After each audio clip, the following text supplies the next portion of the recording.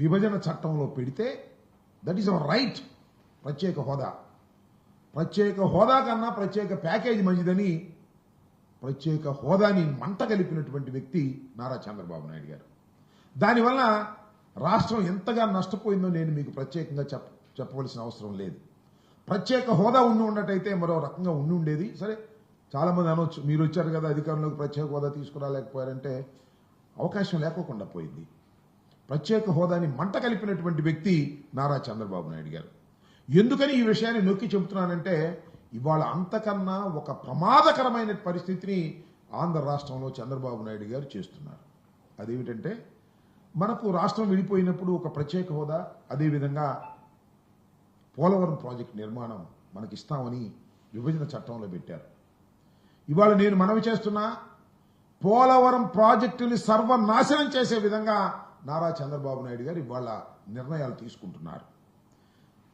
పోలవరం 2 ఎత్తులు అంటే 41.15 ఒక లెవెలు, 45.72 ఒక లెవెలు.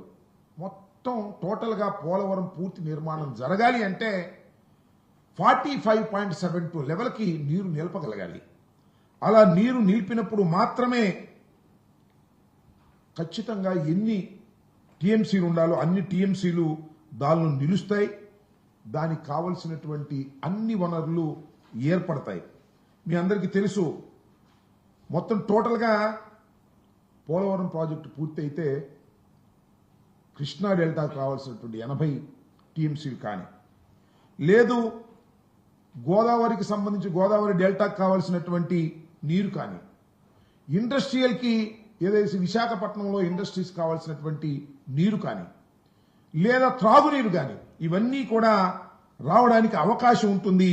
అది 45.72 లెవెల్ వరకు కూడా ప్రాజెక్టు నిర్మాణం చేసి నీరు నిలపగలిగితే అది సాధ్యమవుతుంది. కానీ దురదృష్టం ఏంటంటే 45.72 లెవెల్కి మనం వాటర్ నిలపగలిగితే, అప్పుడు దాకా పూర్తి చేయగలిగితే 194.6 టీఎంసీలు నిల్వ చేసుకోవడానికి అవకాశం ఉంటుంది. కానీ దురదృష్టం ఏమిటంటే, చంద్రబాబు నాయుడు గారు అధికారంలోకి వచ్చినప్పుడల్లా అన్యాయం జరుగుతుందని చెప్పడానికి ఇది ఒక తాజా ఉదాహరణ. ఏంటంటే, ఇవాళ 41.15కు మాత్రమే కేంద్ర ప్రభుత్వం నిధులు ఇచ్చేందుకు సిద్ధపడింది. దానికి నారా చంద్రబాబు నాయుడు గారు అంగీకరించి మరొక ద్రోహానికి పాల్పడ్డారు. ఇది ఇంతకు ముందు కూడా చెప్పాం మేము చాలా సందర్భాల్లో. నేను ప్రత్యేకంగా చెప్పాను. ఇవాళ జలశక్తి వార్షిక నివేదికలో చాలా క్లియర్గా ఇచ్చారు. అయ్యా 41.15కు మాత్రమే మేము నిధులు ఇస్తాము.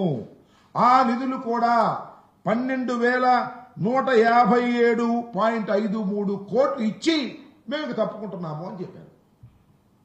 అంటే ఇక్కడ గమనించాల్సింది ఏంటంటే 30,000 కోట్ల పైచీలకు పూర్తి చేస్తారు. ఇంకా 45.72కి నీరు నిలపాలి అంటే ఇంకా సుమారుగా 25,000 కోట్ల రూపాయలు కావాలి.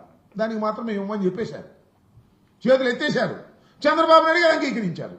చంద్రబాబు నాయుడు గారు ఎందుకు అంగీకరించారంటే, పోలవరం పోయినా పర్వాలేదు కానీ ఆయనకి వేరే ఇంట్రెస్టులు ఉన్నాయి. ఆ ఇంట్రెస్టులు కాపాడుకోవడం కోసం దీన్ని అంగీకరించి ఇవాళ మంట గలిపేటటువంటి కార్యక్రమం చేస్తున్నారు. ఇంకా బనకచెర్ల నీరు ఎత్తిపోతల పథకాలు ఇవేమి ఉండవు.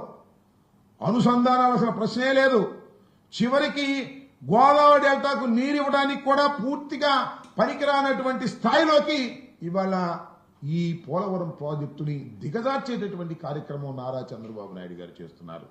ఇది చాలా దుర్మార్గమైనటువంటి విషయం.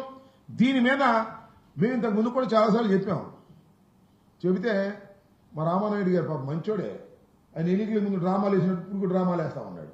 నీకు 15,000 నీకు 15,000 నీకు 15,000 అని చెప్పాడే, అలాగే డ్రామాలు వేసి కామో కూర్చుంటున్నాడు.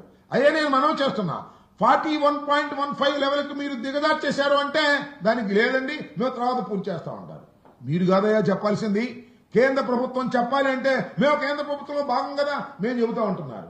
చాలా దుర్మార్గం. ఇవాళ మొత్తం కేంద్ర ప్రభుత్వం దీని నుంచి తప్పుకుపోవాలని వాళ్ళ మీద భారం పడుకోకుండా 45.72 లెవెల్కి నీరు నిలుపు చేయాలి అంటే R&R LA ఇంకా 25,000 కోట్ల రూపాయలు ఇవ్వాలి. ఆ 25 కోట్ల రూపాయలు ఇవ్వకోకుండా ఎగ్గొట్టేందుకు ఇవాళ చాలా క్లియర్గా వారు వార్షిక నివేదికలు చాలా వివరంగా చెప్పేశారు. అయ్యా మేము 41.15కు సంబంధించినటువంటి డబ్బులు మాత్రమే మేము ఇవ్వడానికి సిద్ధంగా ఉన్నాము. దీనికి కావాల్సినటువంటి 12,157.53 కోట్ల రూపాయలు ఇచ్చేశాము. ఇక మీరు సర్దుకోమని చెప్పేటటువంటి పరిస్థితికి వచ్చారు. ఇది చాలా దారుణమైనటువంటి అంశం. ఈ దారుణమైనటువంటి అంశాన్ని ఎవరు మాట్లాడటల్లా. 3 మంత్రులు ఉన్నారు. సరే, ఒక ఆయన బీజేపీ ఆయన అనుకోండి, అది వేరే విషయం. మరి ఇక్కడ కింజారపు ఆయన ఒక ఆయన ఉన్నాడు, ఇక్కడ మన పేమసాని గారు ఉన్నారు. ఇద్దరు కేంద్ర ప్రభుత్వంలో భాగస్వాములు. రాష్ట్రానికి ఇంత అన్యాయం జరుగుతూ ఉంటే కనీసం మాట్లాడనటువంటి దౌర్భాగ్యమైన పరిస్థితిలో ఉన్నారు అంటే మీరు పోలవరానికి వెన్నుపోటు పొడిచేటటువంటి కార్యక్రమం చేస్తున్నారు. పోలవరం అనేది తెలుగు ప్రజల కళ. రాజశేఖర రెడ్డి గారు కళ్ళగన్నటువంటిది. అది పూర్తయితే రాష్ట్రం అంతా సస్యశ్యామలమవుతుందని భావించారు. కేవలం 115 టీఎంసీలకు మాత్రమే పరిమితమైపోయేటటువంటి పరిస్థితి. మినిమం డ్రా డౌన్ లెవెల్కి మాత్రమే ముగించేసి తప్పుకుపోవాలని కేంద్ర ప్రభుత్వం నిర్ణయించుకుంటే దానికి నారా చంద్రబాబు నాయుడు గారు పచ్చ జెండా ఊపేసి తప్పుకుపోతా ఉన్నాడు. ఇప్పటికైనా మనవి చేస్తున్నా, అయ్యా మేము మీ మీద రాజకీయంగా విమర్శ చేస్తాం అనుకోకండి. ఈనాడు ఎట్టాగు రాయరు, ఆంధ్రజ్యోతిలో ఎట్టాగు రాయరు, రాయకపోతే రాకపోయారు. నేను అడిగిన ప్రశ్నకు సమాధానం చెప్పే విధంగానే రాయండి. చంద్రబాబు నాయుడు గారు ఎట్టాకు సమాధానం చెప్పడం, మా రామానాయుడు గారు ఎట్టాకు సమాధానం చెప్పడం అంటే ఏం చెప్తారంటే మేము తర్వాత కట్టిస్తామంటారు. మీరు కదా చెప్పాల్సింది. ఇక్కడ క్లియర్గా ఇచ్చేస్తున్నారు వార్షిక నివేదికలో. మీరు చెప్పండి అంటే దానికి మాత్రం సమాధానం చెప్పరు. ఈనాడు ఆంధ్రజ్యోతి వార్త రాయరు, రాయకపోతే మాకు అభ్యంతరం లేదు. నేను మనవి చేస్తున్నా, నేను చెప్పింది తప్పు అని రాయమంటున్నా ఈనాడుని, ఆంధ్రజ్యోతిని. నేను చెప్పింది తప్పు అని రామానాయుడు వచ్చి చెప్పమంటున్నా. నేను చెప్పింది తప్పు. 41.15కు మాత్రమే కేంద్రం నిర్ణయించుకుంది, అంతటితో చేతులు దులుపుకుంటుంది, దానికి చంద్రబాబు నాయుడు గారు అంగీకరించారు అనే విషయం తప్పని చెప్పండి. సంతోషపడతాను నేను. ఎందుకంటే పోలవరం మన కళ. రాష్ట్రం విడిపోయినా పోలవరం అన్నా బాగుపడిద్ది, దానివల్ల నీళ్లు వస్తాయి, సస్యశ్యామలం అవుతాయి, రాయలసీమకు కూడా నీళ్లు వెళ్తాయి అని భావించాం. లేదు ప్రత్యేక హోదా వస్తే ఇండస్ట్రీస్ వస్తాయని భావించాం. ప్రత్యేక హోదానేమో ఎగ్గొట్టేశారు చంద్రబాబు నాయుడు గారి నాయకత్వంలో. ఇవాళ పోలవరాన్ని కూడా ఎగ్గొట్టేసేటువంటి కార్యక్రమం చేస్తున్నారు. ఇది చాలా అన్యాయమైనటువంటి అంశం. దీని మీద రాష్ట్ర ప్రభుత్వం నోరు విప్పాలి, కేంద్ర మంత్రులు నోరు విప్పాలి. వీళ్ళందరికీ సత్తాలేని నాయకుడు ఒక ఆయన ఉన్నాడు, సేవ చేస్తున్నాడు, పవన్ కళ్యాణ్ గారు. మీరన్నా నోరు విప్పండియా బాబు. పంప మునిగిపోతా ఉంది, పోలవరం గంగలో గెలిచిపోతా ఉంది. ఇంతకుముందు పోలవరాన్ని సర్వనాశనం చేశారు, అది వేరే అంశం. ఇవాళ మొత్తం టోటల్గా 41.15కి పరిమితం చేసి మినిమం డ్రా లెవెల్కే దించేసి నీరు రానటువంటి పరిస్థితి మీరు ఏర్పాటు చేస్తున్నారు. ఇది చాలా దుర్మార్గం.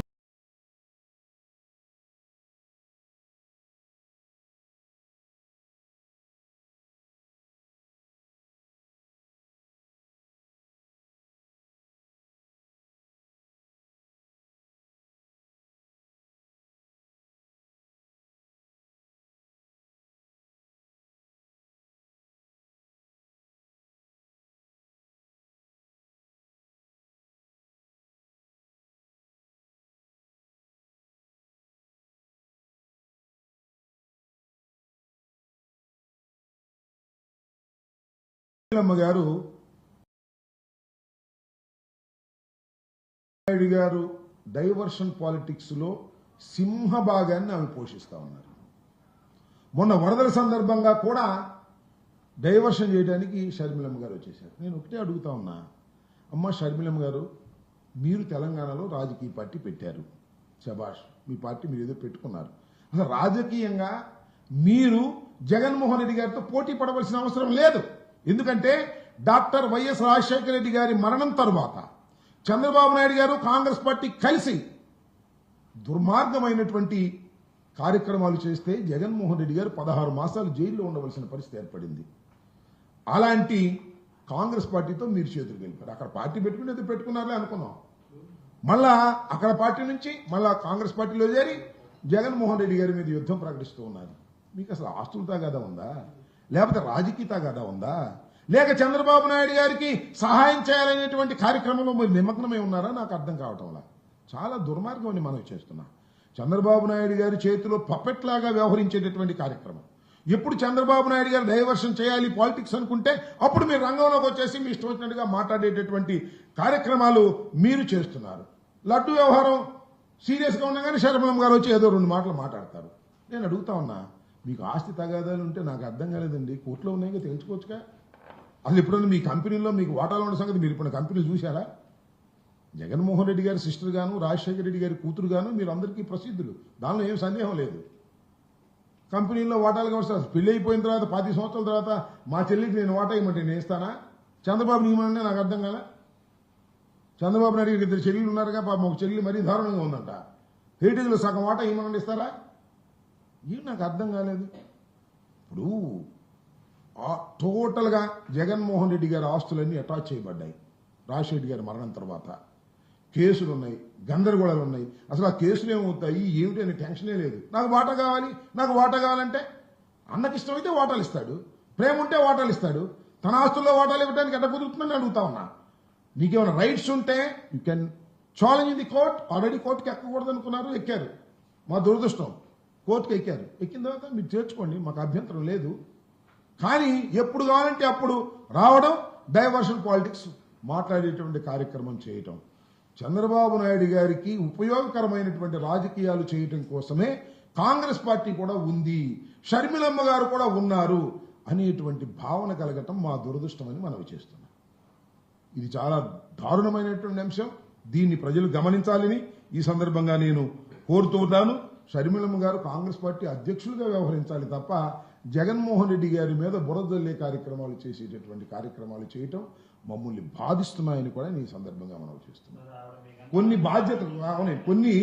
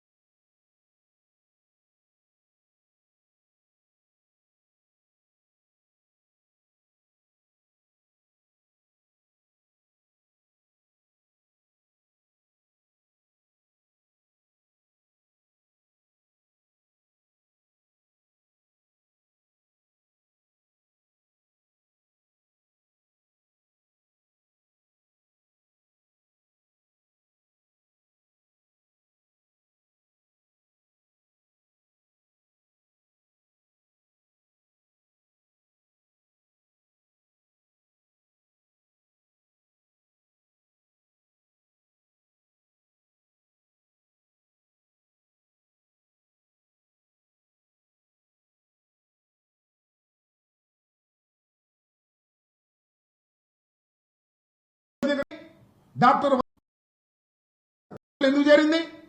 కాంగ్రెస్ పార్టీ ఎక్కడి నుంచి వచ్చింది? డాక్టర్ వైఎస్ రాజశేఖర రెడ్డి గారి మరణం తర్వాత కాంగ్రెస్ పార్టీ వ్యవహరించిన తీరేమిటి? జగన్మోహన్ రెడ్డి గారిని 16 మాసాలు జైల్లో పెడితే ఆ పార్టీని కూడా దానిలో వెళ్ళిపోయింది. వాట్ ఇస్ ద మొరాలిటీ అని అడుగుతా ఉన్నా. ఇవాళ చంద్రబాబు నాయుడు అప్పుడప్పుడు వచ్చి తిట్టినట్టుగా నటించడం వేరు. సింహభాగం ఇవాళ నారా చంద్రబాబు నాయుడు గారు డైవర్షన్ పాలిటిక్స్ లో సింహభాగం మోర్ దాన్ 50% షర్మిల గారు పాత్ర వహిస్తున్నారు. ఇది మాకు బాధాకరమైనటువంటి అంశం. మేము వక్ఫ్ బిల్ విషయంలో ఛాలెంజ్ చెప్తున్నా, we're against to the BJP. BJP చేస్తున్నది తప్పు. ముస్లిం వక్ఫ్ బిల్ మీద దాడి చేస్తున్నది, అది రాజ్యాంగం మీద దాడి చేస్తున్నది. మాకున్నటువంటి శక్తినంతా ఉపయోగించి ఆపడానికి ప్రయత్నం చేస్తున్నాం. ఎక్కడ రాజీ పడే ప్రశ్నే లేదు. మాకు అసలు ద్వంద్వ వైఖరి అనేది ఉండదు. స్ట్రైట్ గా ఉండమే తప్ప రోడ్డు లేనే లేదు. విప్పు జారీ చేశాం. సుబ్బారెడ్డి గారు మాట్లాడారు. ఎక్కడ మాట్లాడారంటే చంద్రబాబు నాయుడు గారు మాట్లాడుతున్నారా మైనారిటీస్ కోసం? మైనారిటీస్ కోసం మాట్లాడుతున్నది వైఎస్ జగన్మోహన్ రెడ్డి గారు, వైఎస్ఆర్ కాంగ్రెస్ పార్టీ తప్ప మరొకరు లేరనేది కూడా ఈ సందర్భంగా నేను చెప్పదలుచుకున్నా. కాంగ్రెస్ పార్టీ మాట్లాడుతుంటే కాంగ్రెస్ పార్టీ ఎందుకు మాట్లాడుతుంది? జగన్మోహన్ రెడ్డి గారిని ఎట్లా ఇబ్బంది పెట్టాలి, ఇదేగా షర్మిలమ్మ గారి యొక్క స్ట్రాటజీ. జగన్మోహన్ రెడ్డి గారిని ఎలా ఇబ్బంది పెట్టాలి అనేది. ఇవాళ పోలవరం గురించి నాకన్నా ముందే మాట్లాడొచ్చు. నాకన్నా ముందు మాట్లాడితే నాకు ఎక్కువ మార్కులు చేస్తారని నాకు అర్థం కాదా. ఉన్న విషయం చెప్తున్నా కదా నేను. ఇవాళ నేను చెప్తున్నా, ఇవాళ కాదు నేను చెప్పింది.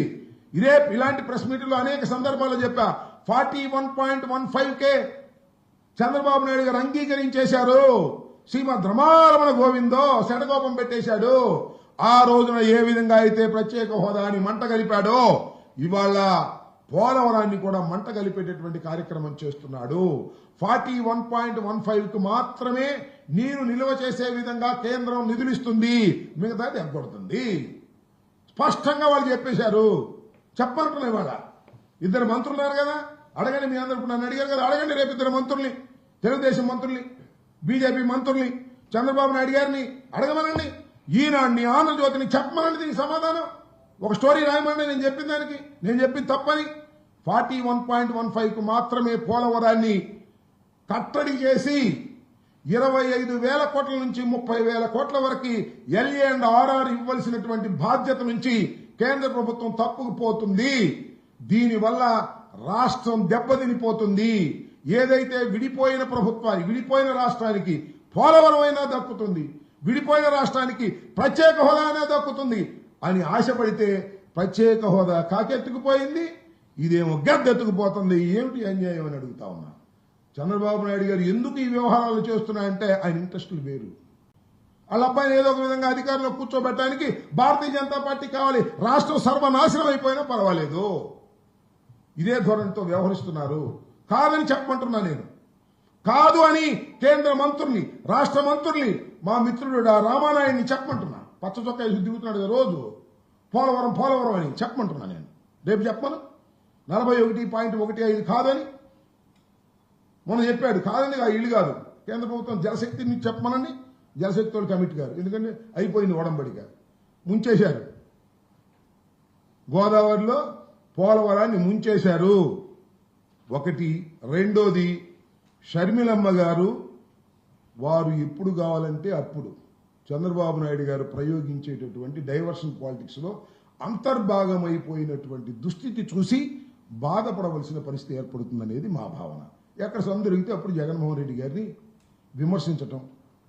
ఎస్, మీకు డిస్ప్యూట్స్ ఉన్నాయి, గో హెడ్. కోర్టులో ఉన్నారు కదా, కోర్టులు తేల్చుకోండి. రోజు మైకి ముందు ఎందుకు అంటే జగన్మోహన్ రెడ్డి గారిని ఏ విధంగా డ్యామేజ్ చేయాలి, చంద్రబాబుని ఏ విధంగా పైకి తీసుకురావాలి. కాంగ్రెస్లో ఉన్నారు, చంద్రబాబు నాయుడు గారి ఉన్నతి కోరుకుంటున్నారు, జగన్మోహన్ రెడ్డి గారి పతనాన్ని కోరుకునే పరిస్థితి చేస్తున్నారనేది స్పష్టమైనటువంటి నా ఆరోపణ. మీరు సాక్ష్యాలు ఎదుర్కోండి, దొరకకపోతే నన్ను అడగండి.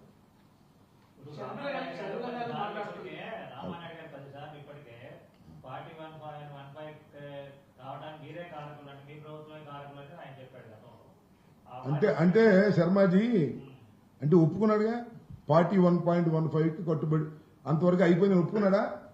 ఒప్పుకుని మేము కాణం అంటున్నాడా? ఏమిటిది? నాకు మేము కాణం, నువ్వు ఉన్నావుగా, సరి చేయి. మేము కాణం కాదు, మేము కాణం అని అంటున్నావు. నువ్వు సరి చేయి, ఉన్నావుగా, సీట్లో కూర్చున్నావుగా, చక్రం నిప్పుతున్నారుగా. చక్రం నాట్ ఎట్ ఆల్. నేను ఎప్పుడు ఒకటే చెప్తున్నా, నాకు కొన్ని విషయాలు చాలా క్లియర్ గా తెలుసు. 41.15 ఒక స్టేజ్, 45.72 రెండో స్టేజ్, 41.15కి 45.72కి రెండింటికి కూడా నిధులు ఇవ్వాల్సిందే అని మేము చాలా స్పష్టంగా చెప్పాము, అంగీకరించారు. చంద్రబాబు వచ్చాడు 41.15కి క్లియర్ చేశాడు. ఇదిగో దీనిలో చాలా క్లియర్ గా ఉంది.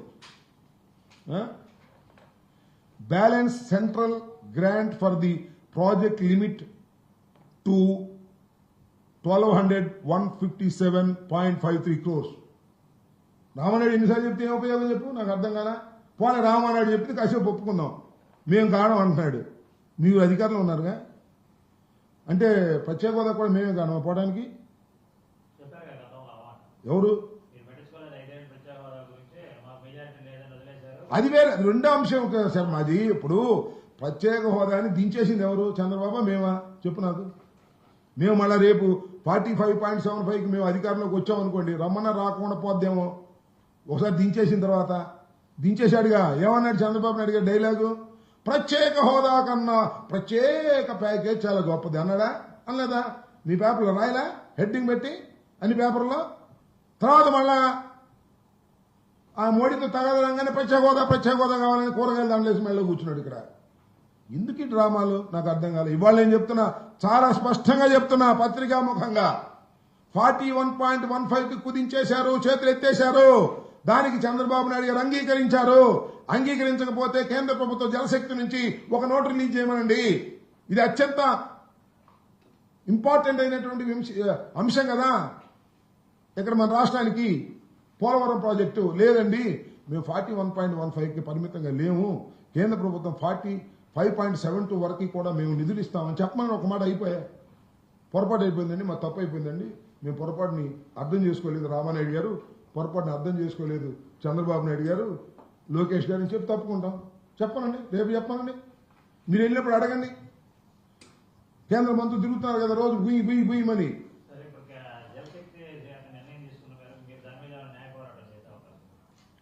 ఇప్పుడు న్యాయ పోరాటం ముందు, ఇప్పుడు ఇది న్యాయ పోరాటానికి సంబంధించిన అంశం కాదు. ఇది చట్టంలో ఇప్పుడు ప్రత్యేక హోదా ఎత్తేస్తే న్యాయ పోరాటం చేశామా? ప్రభుత్వం వాళ్ళు ఉన్నారు కదా. I'm questioning the government, I'm questioning Chandrababu Naidu. రాష్ట్ర ప్రయోజనాల కోసం నిరంతరం పనిచేసేటటువంటి వ్యక్తి అంటాడు ఆయన. మొన్న అంటున్నాడు, నేను రాత్రి పడుకోబోయే ముందు ఇవాళ ఏం మంచి పనులు చేశానా అని ఆలోచిస్తా అంట, పొద్దున్న లేవగానే మళ్ళీ ప్రజలకు ఏం చేయాలో ఆలోచిస్తా అంట. నువ్వు నేను నమ్మాలి. పోలవరాన్ని ముంచేసి ప్రత్యేక హోదాని కాజేసిన మహానుభావుడు. నేను అడుగుతుంది ఇక్కడ న్యాయ పోరాటం చేయటం చేయకపోవడం, that is a different matter. న్యాయ పోరాటం చేయడానికి ఎక్కడుందా అంశం? ఒక గవర్నమెంట్ అంగీకరించిన తర్వాత న్యాయ పోరాటాలు తేలుతున్నాయా? న్యాయ పోరాటాలు కాదు. నువ్వు వాళ్ళ గవర్నమెంట్ ఈ రాష్ట్ర ప్రభుత్వం కేంద్ర ప్రభుత్వంలో భాగస్వామిగా ఉంది. మీరు దీన్ని అంగీకరించుకోకుండా వ్యతిరేకించే శక్తి మీకుంది. అదృష్టం ఏంటంటే చంద్రబాబు నాయుడు గారి దగ్గర ఉన్నటువంటి పార్లమెంటు సభ్యులతోనే కేంద్రం నడుస్తుందయ్యా. అంత కీ పోస్ట్ లో ఉన్నాడు. ఆయన వదిలేశాడు. పోలవరం పోతే పోయింది, ప్రత్యేక హోదా పోతే పోయింది, మా అబ్బాయి కిరీటం పెడితే చాలు అనుకుంటున్నాడు ఆయన. అది వచ్చిన ప్రాబ్లం. మా అసమర్థుడైన మా పసిరాజాకి కిరీటం పెట్టేస్తే చాలు, దానికి కేంద్రం అంగీకరించాలి, పవన్ కళ్యాణ్ అంగీకరించాలనే తాపత్రయంలో ఉన్నారు తప్ప పోలవరం గురించి ఆలోచించే పరిస్థితుల్లో లేడని చెప్పడానికి ఇది తాజా ఉదాహరణ. నువ్వు ఇందాక చెప్పినట్టుగా రామానాయుడు మీ వల్లే 41.15కి వచ్చింది అన్నాడంటే 41.15కి వచ్చిందని అంగీకరించాడని అనుకోవాలి. చెప్పాలి కదా సమాధానం. మా గౌరవనీయమైనటువంటి ఇరిగేషన్ మంత్రి గారు రామానాయుడు గారిని అడుగుతా ఉన్నా, ఊరే పచ్చ చొక్కేసి తిరగడం కాదు. ఈ అన్యాయం జరుగుతుంది అడ్డం పడమంటున్నా. రోజు మా మీద స్టోరీలు రాయటం కాదు. ఏది ఈనాడు ఆంధ్రజ్యోతి, ఈ రాష్ట్రానికి అన్యాయం జరుగుతుంది రాయండి స్టోరీ.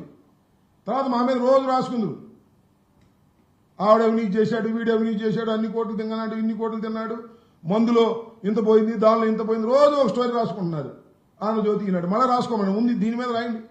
అయ్యా పోలవరం మునిగిపోతుందయ్యా, పోలవరం నష్టం జరుగుతుంది, కలగ చేసుకోవయ్యా చంద్రబాబు అని ఒక స్టోరీ రాయండి అయ్యా బాబు, సంతోషపడతాం రాష్ట్ర ప్రయోజనాల దృష్ట్యా. లేకపోతే జగన్మోహన్ రెడ్డి గారి మీద షర్మిల తిరుగుబాటు ఇది రాస్తుంటారు అంతే, అసలు ప్రయోజనాలు ఉద్దేశం.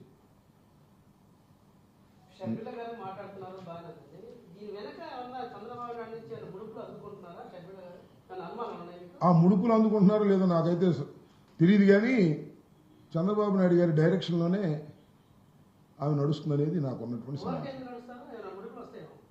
ఇప్పుడు నా చేత అనిపిద్దామని నువ్వు అనుకో, నాకేం అభ్యంతరం లేదు. ఒకటి గుర్తుపెట్టుకోవాల్సింది ఏంటంటే, షర్మిలమ్మ గారు మాట్లాడే ప్రతి మాట జగన్కి డ్యామేజ్ చేసే మాటగా మాట్లాడాలనుకుంటున్నారు, చంద్రబాబు ఉపయోగపడే మాటగా చేయాలనుకుంటున్నారు, లేదా కాంగ్రెస్ పార్టీని అధికారంలో తీసుకోవాలనుకుంటున్నారా మీరేమన్నా? మాకు తెలియదులే. నువ్వు మొన్న అడిగావుగా, కాదు ఆ మాటలు లేనిందుకు అనాలి, కానీ తప్పది మనకు తెలియకోకుండా. ఒకటైతే వాస్తవం, చంద్రబాబు నాయుడు గారి డైవర్షన్ పాలిటిక్స్ లో షర్మిలమ్మ గారు ఒక పావనండి, ఉద్దేశపూర్వకంగానండి ఉపయోగపడుతున్నారు. ఇది చాలా దురదృష్టకరమైనటువంటి పరిస్థితి. ఈ పరిస్థితి వస్తుందని మేము కళ్ళలో కూడా ఊహించలేదు. అవునులేవా, ఎవరు చిన్నపిల్లలు ఎవరు పెద్ద పిల్లలు అది వేరే విషయం. అది కాదుగా విషయం.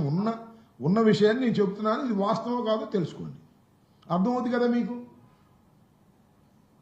ఇంకా ఓకే. అదే విధంగా ఇప్పుడు ఆ లోకేష్ బాబు లేకపోతే ఆ సోషల్ మీడియాలో కొన్నో మేమేదో ఏమీ అంటలేదు బీజేపీని, ఇందాక శర్మ గారు అడిగినట్టుగా బీజేపీని అంటలేదు, బీజేపీతో కుమ్మక్క అయిపోయాము. మాకు అసలు అలాంటి విషయమే మేము దూరం, కుమ్మక్కులకు మేము వ్యతిరేకం. మేము ఈ వక్ఫ్ బోర్డు బిల్లు విషయంలో చాలా స్పష్టంగా ఉన్నాం, విప్పు జారీ చేశాం. మేము దీనికి వ్యతిరేకం, ముస్లిం మైనారిటీస్కి అండగా ఉన్నాం. మా శక్తి కొలది ప్రయత్నం చేస్తాం. మాకు డబుల్ స్టాండర్డ్స్ లేవు, ఉండవు. డబుల్ స్టాండర్డ్స్ ఉండేది చంద్రబాబు నాయుడుకి. మేము సుబ్బారెడ్డి గారు కూడా మాట్లాడారు, చాలా క్లియర్ గా ఉన్నాం. దానిలో ఏ విధమైన సందేహము లేదు. We're supporting the Muslim minorities.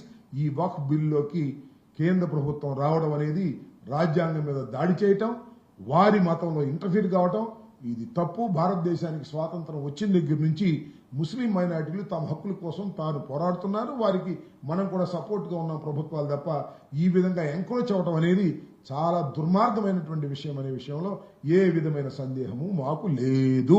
You are very clear.